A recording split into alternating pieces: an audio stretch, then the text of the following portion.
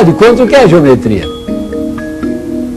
Todos nós temos dúvida, temos ideia do que é geometria. Aliás, isso aconteceu com os povos. Desde a mais remota civilização, o homem pintou em cavernas. O homem escolheu a própria caverna, estimou o espaço. Ele olhava para uma caverna e sentia se havia uma proporcionalidade entre o tamanho dos ocupantes da caverna e a caverna. Foi talvez esse o começo da arquitetura. O homem escolheu sua casa, depois ele desenhou e construiu a sua casa. Para isso ele precisou muito de geometria e de perspectiva. Todo esse jeito de avaliar o espaço, perceber invariantes dessas regras da ocupação do espaço, pode ser chamada geometria. Um dos belos usos da geometria acontece nas artes, é a perspectiva. Esta geometria tem o seu início na maneira formal, mais profunda, mais séria, por volta no século V a.C., lá com os gregos. Pitágoras foi o iniciador dessa ideia. Dessa geometria e de outras, desse geômetra e de outros, falaremos neste programa. E, é claro, da perspectiva.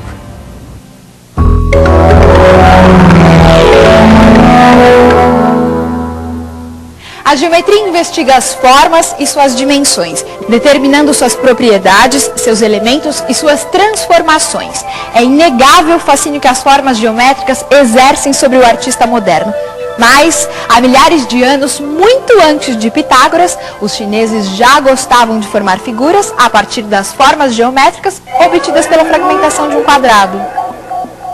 Este é o Tangram, um antigo jogo chinês, cujo objetivo é construir o máximo de desenhos possíveis ao combinar estas 7 peças formadas a partir da divisão de um quadrado. Através dele, podemos observar o fascínio que as formas geométricas exercem nas mais diversas civilizações e épocas da humanidade.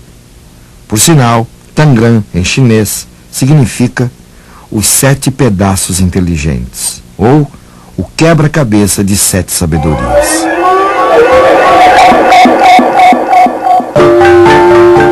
Utilizando-se de seus conhecimentos de geometria, os egípcios construíram pirâmides e monumentos que são verdadeiros feitos de engenharia.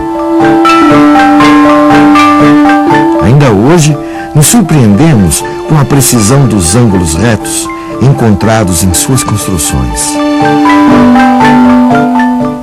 No Egito, os esquadros eram feitos da seguinte maneira.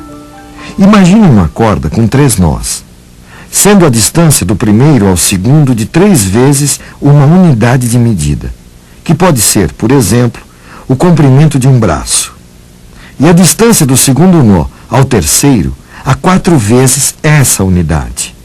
Os egípcios sabiam que se fixassem a corda no nó intermediário e unissem o primeiro nó ao terceiro, com um novo segmento de 5 vezes a unidade de medida, o ângulo oposto a esse segmento seria de 90 graus. Com esses quadros de corda, eles podiam verificar com precisão matemática se os ângulos de suas construções mediam ou não 90 graus. Mas eles também eram utilizados na divisão das terras férteis às margens do rio Nilo, logo após as cheias que anualmente faziam desaparecer as demarcações de fronteiras. E tinha ainda a vantagem de que um pedaço de corda é bem mais fácil de carregar do que um esquadro de madeira. Esse é um exemplo do que chamamos triângulo de Pitágoras. O filósofo e matemático grego observou que nos triângulos que possuíssem um ângulo reto, ou seja, de 90 graus, as áreas dos quadrados geométricos formados pelos catetos, somadas, eram equivalentes ao quadrado formado pela hipotenusa.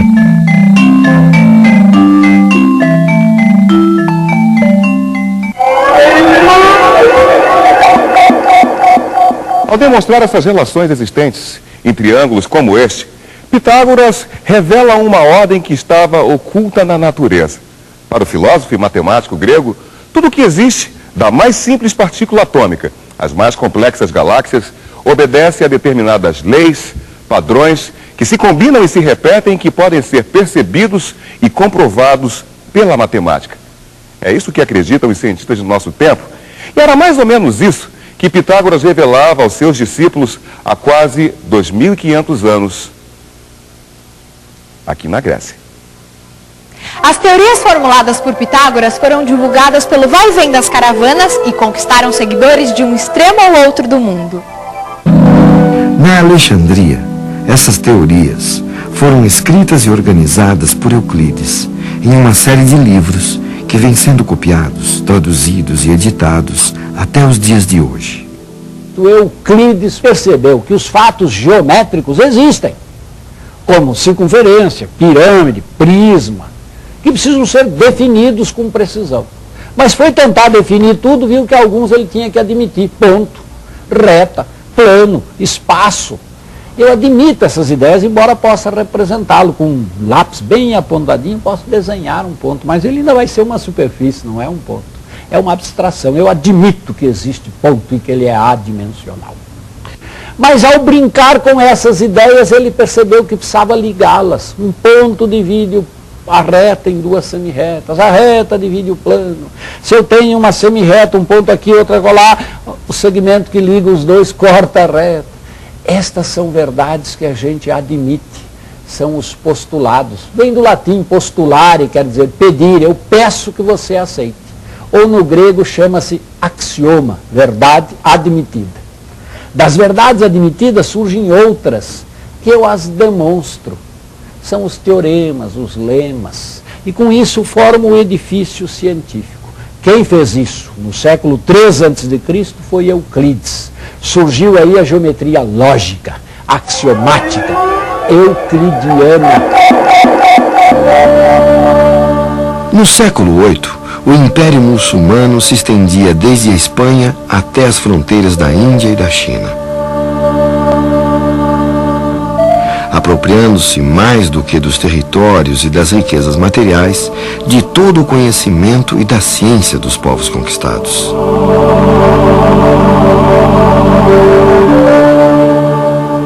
No mundo árabe, o artista e o matemático se confundem. E é exatamente por esse motivo que Alice fez uma descoberta que marcaria a história da arte e da matemática para sempre.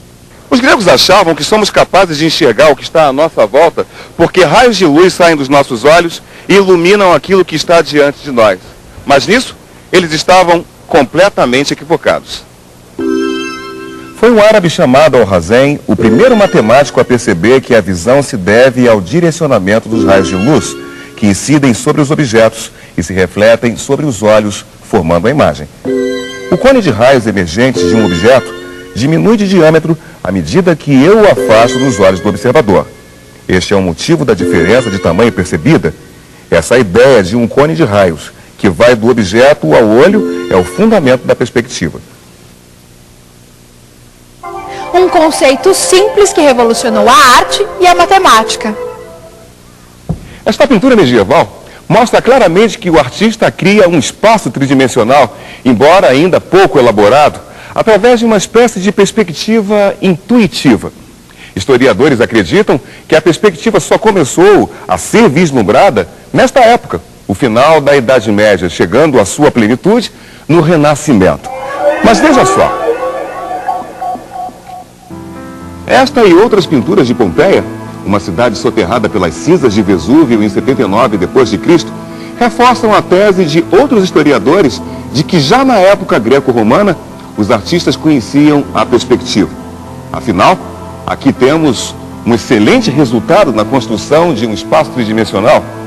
Eu pude sentar, eu posso caminhar,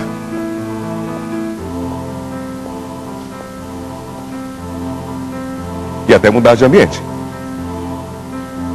É uma longa discussão que possivelmente não vai terminar nunca, pois o que restou da pintura da antiguidade é tão pouco que não há como provar definitivamente cada teoria.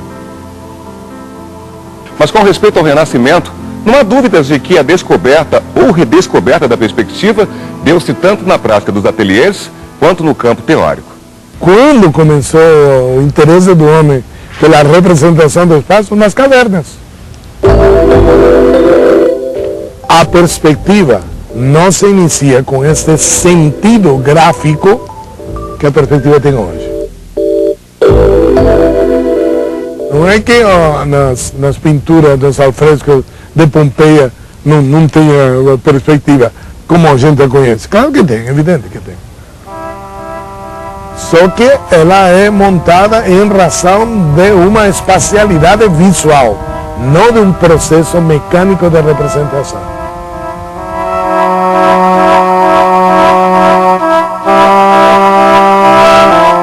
No início do Renascimento, houve um trabalho pioneiro chamado de proto-perspectiva de artistas como Giotto. Mas logo a perspectiva se desenvolveu nos trabalhos de artistas como Cello, Ghiberti, Masaccio e Piero della Francesca. Mantegna realizou pinturas que são paradigmas do uso da perspectiva, sem falar nos trabalhos de Leonardo da Vinci, Rafael e Michelangelo.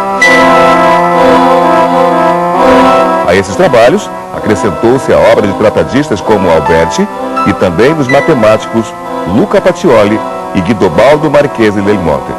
Mas o papel fundamental foi de Brunelleschi, que além de artista, escreveu uma demonstração teórica das leis da perspectiva.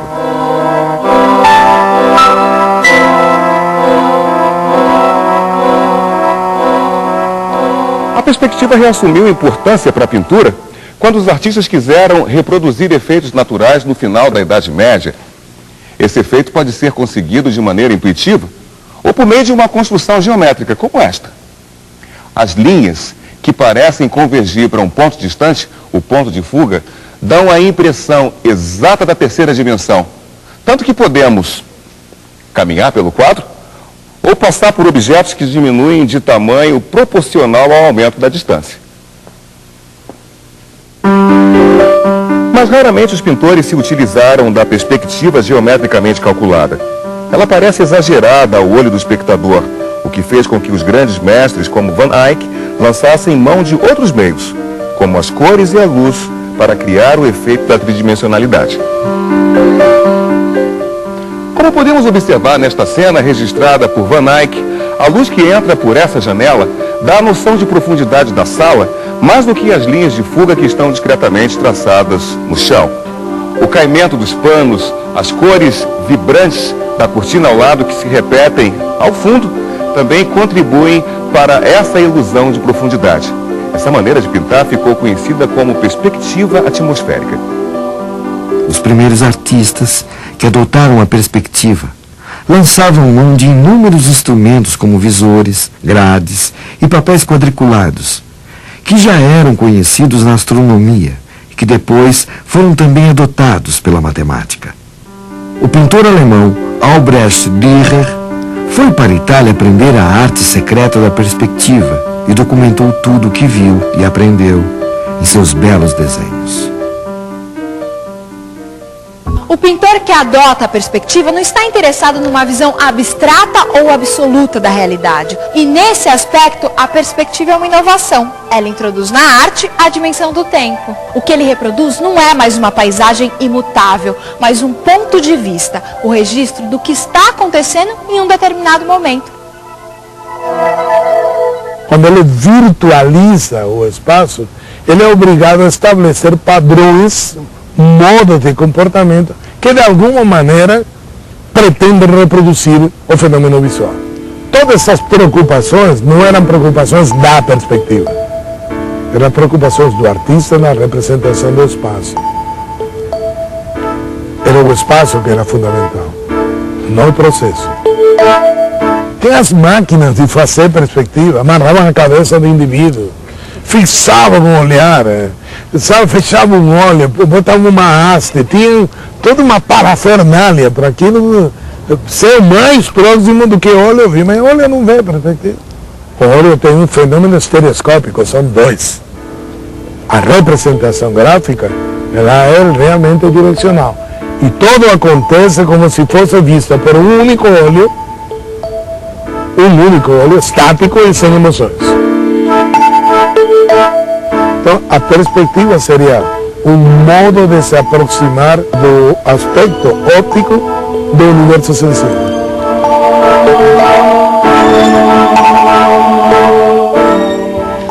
recursos fornecidos pela perspectiva aos pintores do Renascimento permitiram não só retratar a realidade com o máximo de semelhança possível, mas também alterá-la sutilmente para reforçar conceitos filosóficos e religiosos da época. Este famoso quadro de Leonardo da Vinci mostra Jesus reunido com seus discípulos em sua última ceia. Estranhamente, a mesa toma toda a extensão da sala, como se a cena fosse grande demais para ser contida em qualquer recinto. Reparem que o rosto de Jesus coincide com o ponto de fuga, e as cabeças dos apóstolos ocupam a linha de horizonte do quadro.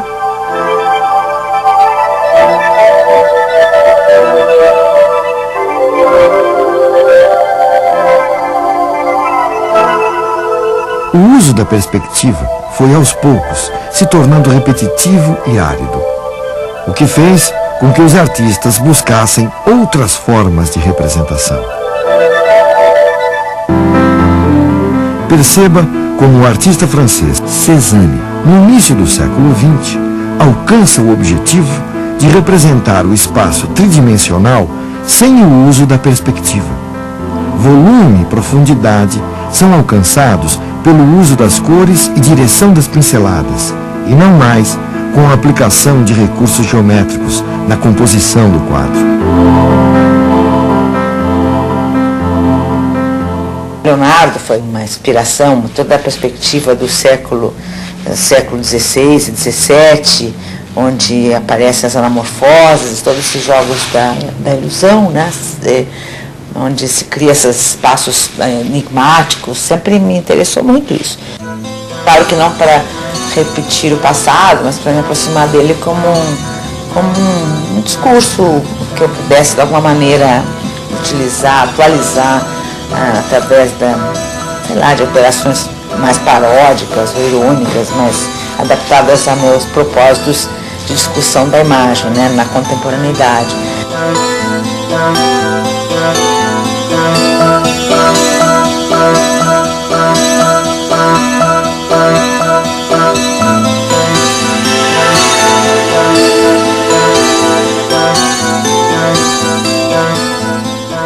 Euclides criou um modelo de ciência, nós vimos isso bem lá atrás.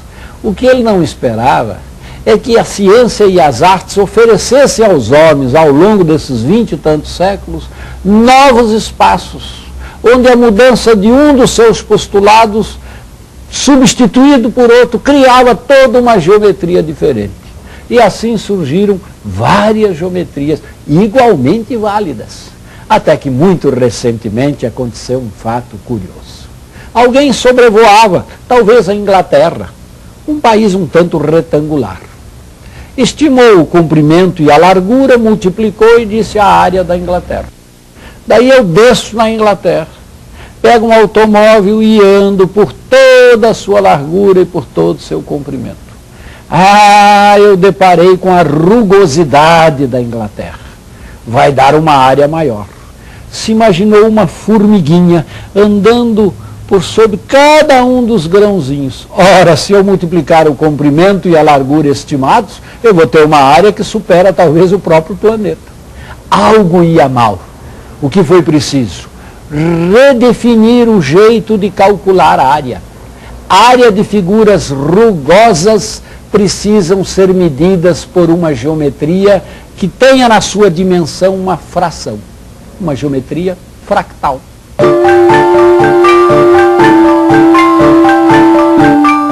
Nuvens não são esferas, montanhas não são cones, litorais não são círculos, as cascas das árvores não são lisas, tampouco a luz dos relâmpagos viaja em linha reta. Turbilhões, as batidas do coração quando nos emocionamos, as trajetórias de estrelas e planetas, as mudanças no clima são fractais, a geometria da natureza. No começo dos anos 80, muitos estudiosos começaram a utilizar computadores no desenvolvimento de suas teorias. Nessa época, Benoît Mandelbrot trabalhava na IBM estudando objetos que se repetiam em qualquer escala. Com base nos estudos de Poincaré, observando algumas equações e comportamentos caóticos e utilizando os computadores, Mandelbrot percebeu que algumas figuras eram compostas por repetições em escala de suas próprias formas. Surgia assim uma nova geometria, uma geometria da natureza, a geometria fractal. A partir de um triângulo equilátero, dividimos cada lado em 3 partes iguais. Na terça parte de cada lado, construímos um novo triângulo equilátero, apontando para fora. Depois, apagamos as partes comuns do antigo e nos novos triângulos. Podemos continuar procedendo da mesma forma indefinidamente, obtendo uma curva estrelada que recebeu o nome de floco de neve. O litoral brasileiro pode ser considerado um fractal. Os contornos e traçados mudam a cada escala de aproximação, ganhando novos detalhes, tal como a curva floco de neve. À primeira vista, a ideia de fractal parece esquisita. Que sentido pode ter a afirmação de que uma coisa tem uma dimensão e um quarto? Mas o floco de neve é mais ondulado, preenche mais espaço que uma curva regular, unidimensional. Ao mesmo tempo, preenche menos espaço que uma superfície bidimensional. Uma ideia que está por trás de tudo isso é a de rugosidade. Quanto mais rugosa a superfície de um fractal, maior sua dimensão. O vírus da polio possui uma superfície também rugosa, que pode ser considerada fractal. Conhecer esta superfície implica em descobrir novas vacinas, pois isto afeta o modo como diferentes moléculas químicas interagem com o vírus. Olha, fractal não é mistério. A teoria fractal foi uma grande sacada do meu colega Benoit Mandelbrot. Ele percebeu que era possível criar uma nova geometria diferente da geometria euclidiana. Daí nasceu o fractal. Fractal vem de fractus no latim, que quer dizer fraturado, quebrado. Aí o Benoit Mandelbrot criou uma geometria que é baseada em conceitos descontínuos, conceitos fraturados. E surgiu, então, a geometria fractal. Mas o melhor veio em seguida.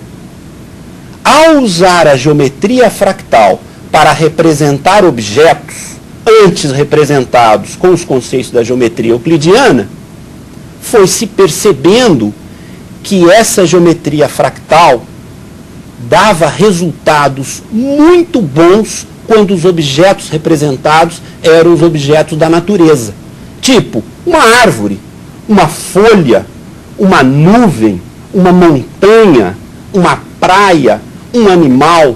Todos esses objetos naturais construídos com a geometria fractal formavam uma imagem muito melhor do que aquela da geometria euclidiana. E a razão é simples. A natureza não é contínua. A natureza é descontínua.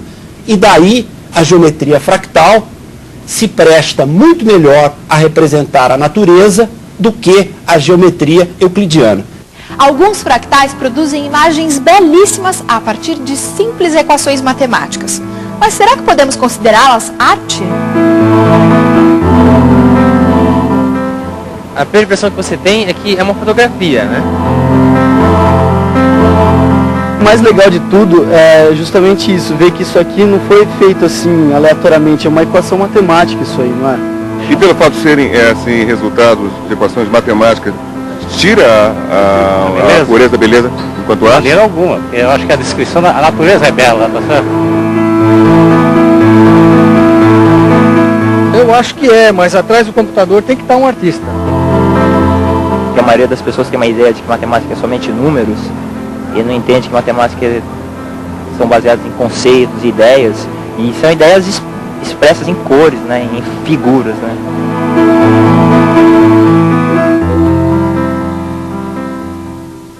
Fizemos um passeio pela arte, fizemos um passeio pela geometria, descobrimos a perspectiva como a grande colaboração da geometria para a arte do Renascimento. Enfim, andamos pela matemática e pela arte. Criamos arte matemática.